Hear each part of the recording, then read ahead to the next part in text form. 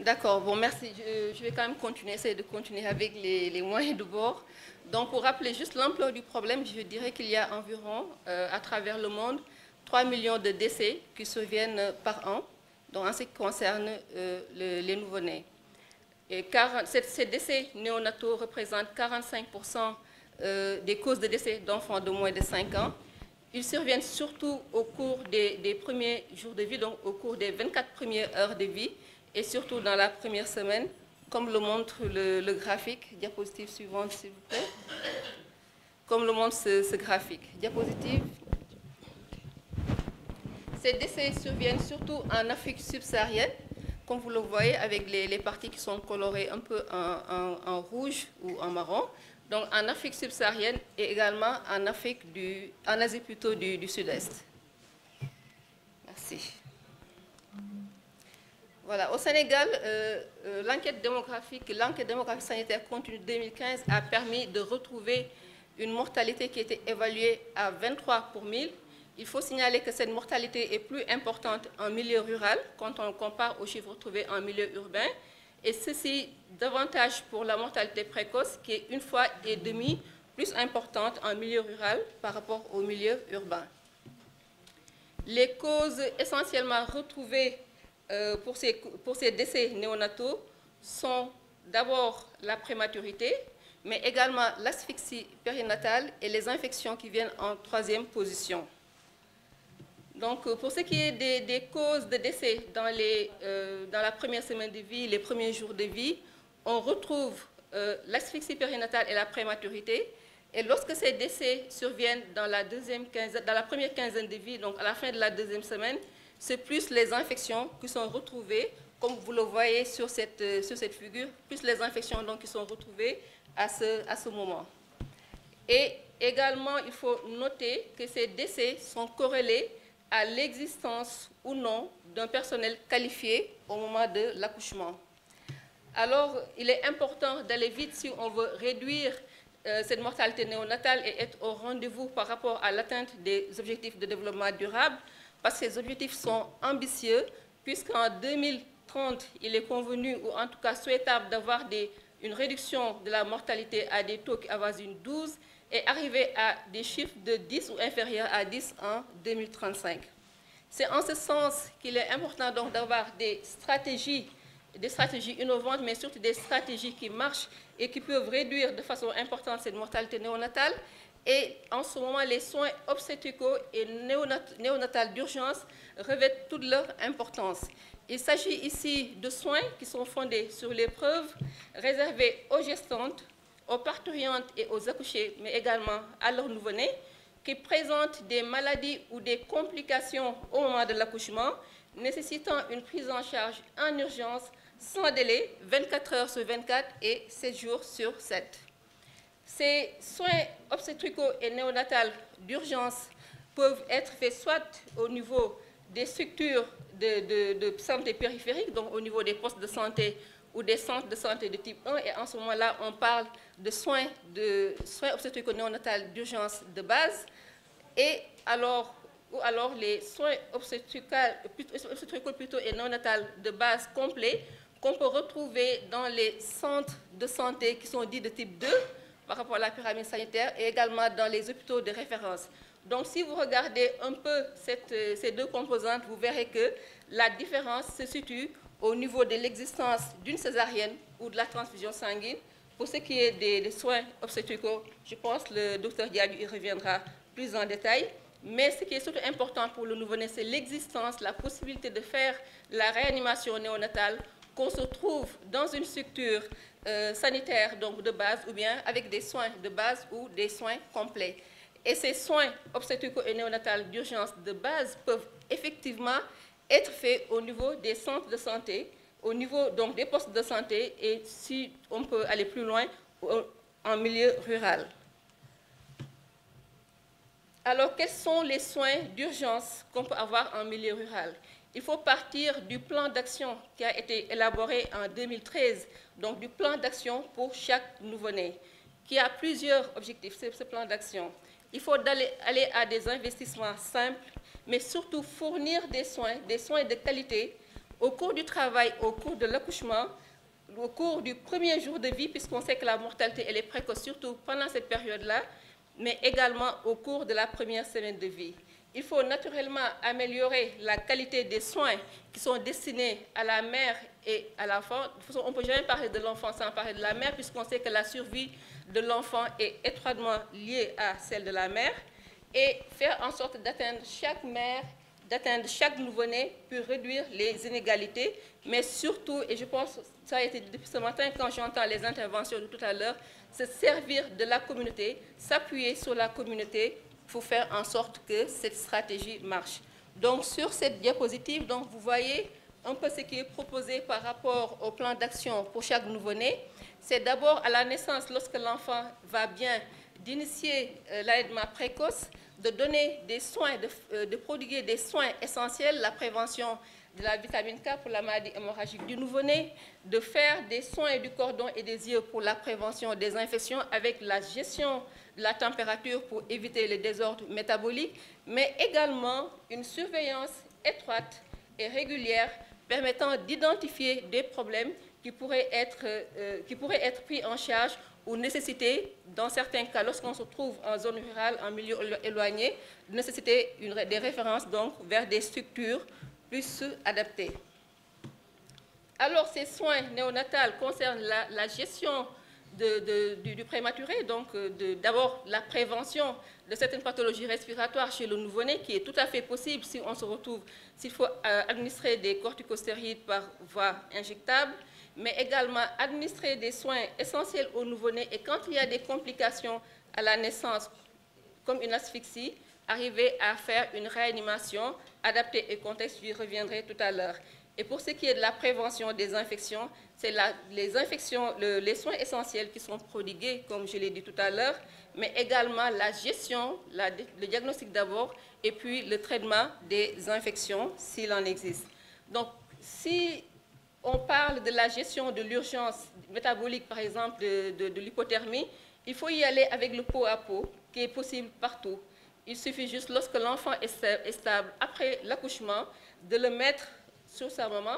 Et quand la maman n'est pas possible, pourquoi pas le papa? Parce que c'est vrai que souvent on parle d'accouchement, on oublie souvent les papas, ce qui est tout à fait possible. Mais chez les nouveau-nés qui seraient prématurés, mais stables, on pourrait démarrer plus tard la méthode kangourou, donc c'est cette méthode qui permet d'avoir un contact 24 heures sur 24 entre l'enfant et ses parents.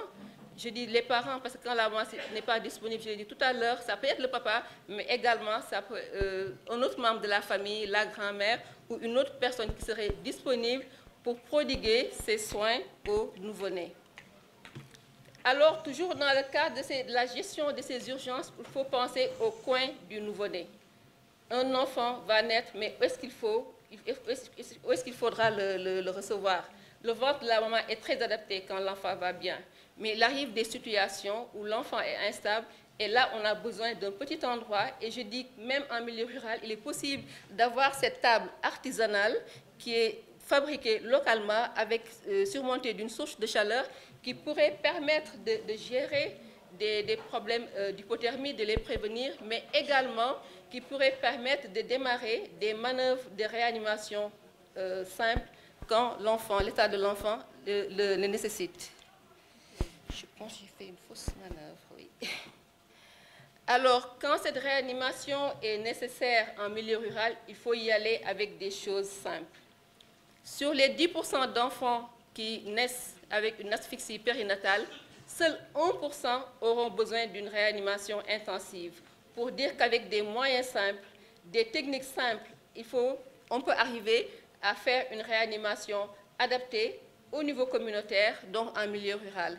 Cette réanimation peut se faire donc, selon la méthode HBB, qu'on appelle encore Help Baby Breathe ou Aider bébé à respirer, qui permet donc, avec juste des techniques de séchage, de stimulation, d'aspiration, avec un dispositif simple, une poire qu'on appelle le pingouin et que vous voyez ici, on peut arriver donc à aspirer cet enfant, à le faire respirer et arriver à ce qu'il initie une respiration, mais une respiration efficace avant la première minute de vie. Et c'est là où il est important de parler de la minute d'or parce qu'on sait que si on faisait l'exercice de demander à chacun d'arrêter de respirer pendant 1 minute, vous verrez que 1 minute, ça a l'air court, mais en même temps, c'est long. Donc, il faut que l'enfant arrive à respirer dans la première minute de vie.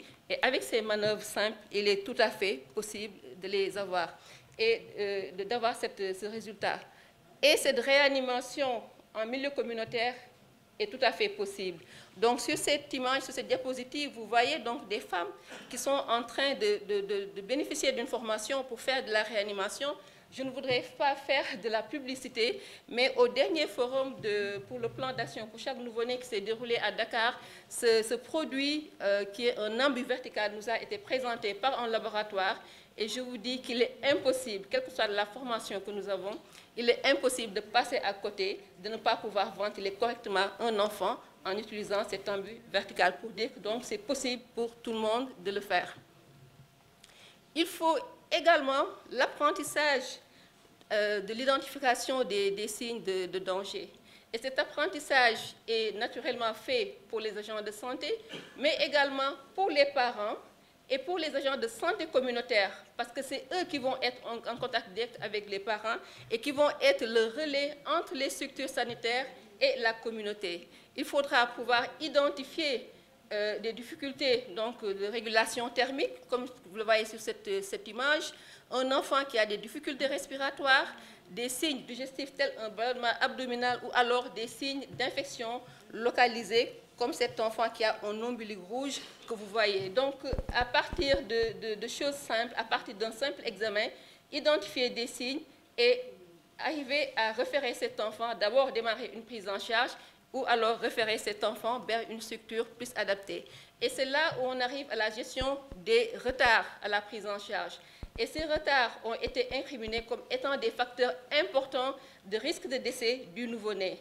Et la communauté peut nous aider pour la gestion des deux premiers retards. C'est d'abord le premier retard à l'identification des signes de danger et à la prise de décision.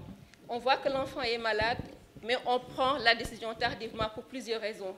Ou on attend le père, ou on attend en tout cas la personne qui a la bourse financière, ou alors il y a une inaccessibilité géographique qui fait que même s'il y a un retard, même si la décision d'aller vers la structure de référence est faite, il peut y avoir des difficultés à accéder à la structure sanitaire.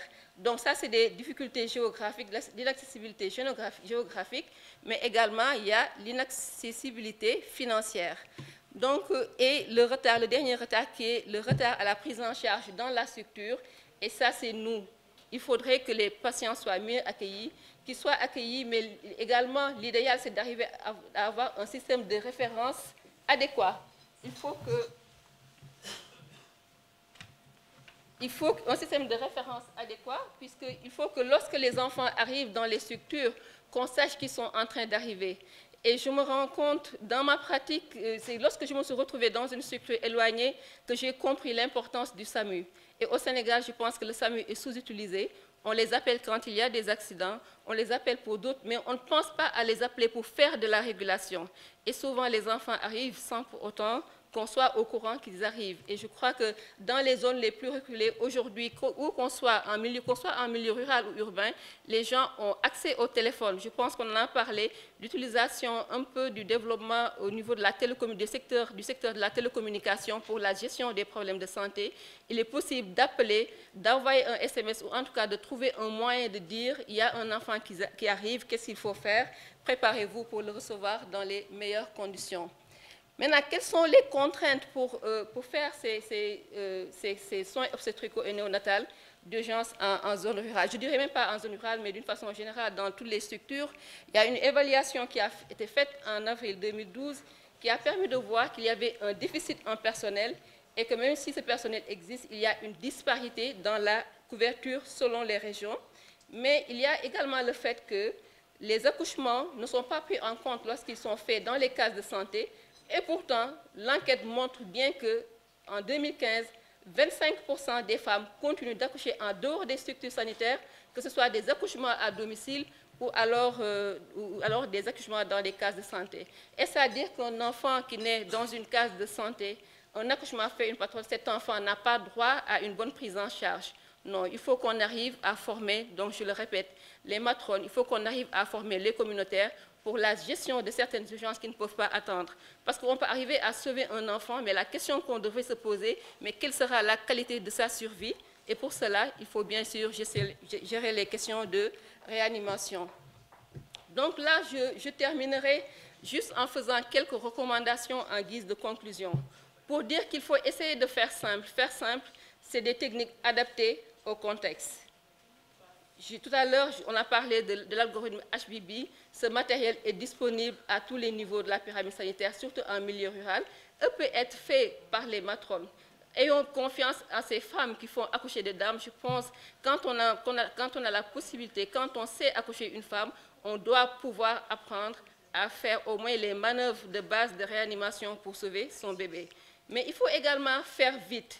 Faire vite, c'est accepter la délégation de tâches. Ne soyons pas, en tant que médicaux, jaloux de nos prérogatives. Il est possible de déléguer certaines tâches, de faire une délégation de compétences pour juste gérer l'urgence, parce que comme je l'ai dit tout à l'heure, prendre en charge une asphyxie, c'est une question de minutes, c'est une minute qui est dite une minute d'or, donc il est important d'aller vite, et pour cela, naturellement, il faut avoir déjà à l'esprit, connaître les gestes qui sont à faire. Mais il faut faire bien, c'est l'introduction de stratégies innovantes. On parle de tutorat, on parle de leadership, mais également penser à faire des supervisions formatives in situ, ces supervisions pouvant être répétées à des fréquences élevées pour permettre de former le personnel de santé sans attendre qu'il y ait un absentéisme. Mais je dirai mon dernier mot en revenant sur quelque chose qui m'est cher, et je pense que ça a été dit peut-être déjà dans les présentations précédentes, il faut faire confiance à notre communauté. Je pense qu'avec la communauté, on ne peut rien faire. De toute façon, on ne fera rien sans la communauté. Je vous remercie de votre attention.